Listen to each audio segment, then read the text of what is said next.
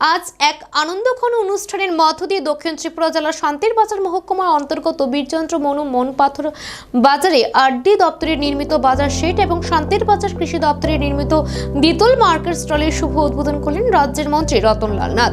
বীরচন্দ্র মনু মনপাথর বাজারে মোট 6টি বিল্ডিং এ 67টি স্টল এবং 14টি ওপেন স্টল নির্মাণ করা হয়েছে। এই প্রকল্পে ব্যয় হয়েছে প্রায় 4 কোটি। এই দ্বিতল ভবন নির্মাণে ব্যয় হয়েছে 228.47 লক্ষ টাকা।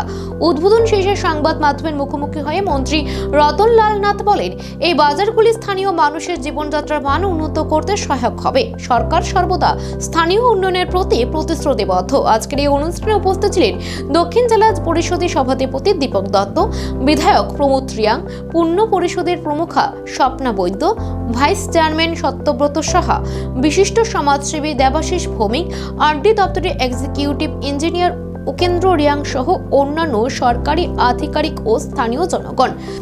অনুষ্ঠান শেষে মন্ত্রী রতনলাল নাথ ও বিধায়ক প্রমোদ রিয়াং বীরচন্দ্র মনুতে অবস্থিত সেন্টার অফ এক্সেলেন্স ভেজিটেবলস কেন্দ্রটি পরিদর্শন করেন। এই দিনের কর্মসূচিকে কেন্দ্র করে কৃষক, ব্যবসায়ী ও সাধারণ মানুষের মধ্যে উৎসাহ উদ্দীপনা লক্ষ্য করা যায়। পাথর মার্কেটে এখানে যাই আমরা, প্রচুর ভিড় থাকে মার্কেটে, এবং মাননীয় বিধায়কের উদ্যোগে এবং সংশ্লিষ্ট এলাকার মানুষের, বিভিন্ন রাজনৈতিক দলের উদ্যোগে এমএলএ সাহেব এবং রাজ্য সরকার আরডি দপ্তর থেকে প্রায় 4 কোটি টাকা ব্যয়ে এই বিল্ডিংগুলি করেছে।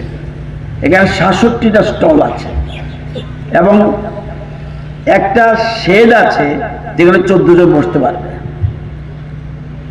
সবচেয়ে সুন্দর কথা, এমএলএ এবং ব্যবসায়ীরা বা এখানে এই এলাকার শুভানুধ্যায়ীরা